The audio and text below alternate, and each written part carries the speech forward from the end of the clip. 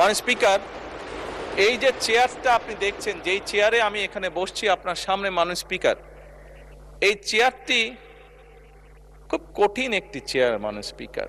এই চেয়ারটি দেখলে মনে হয় বসতে খুব আরাম, আসলে মাননীয় স্পিকার মোটেও আরামের না।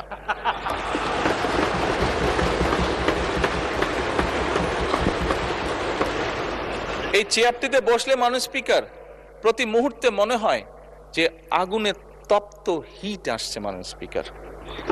হাসার কিছু নেই, আমি যা ফিল করি আমি আপনাদেরকে তাই বলছি,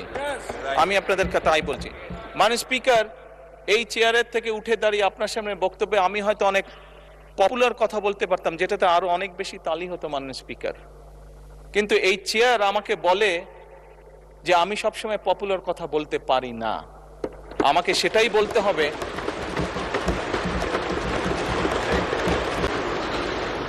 মাননীয় স্পিকার, একজন রাজনীতিবিদ হিসাবে আমারও তো ইচ্ছা করে পপুলার কথা বলতে, যাতে জোরে জোরে তালি পায়, কিন্তু এই চেয়ার প্রতি মুহূর্তে আমাকে স্মরণ করে দেয়, no, you have to take the right decision, not the popular decision.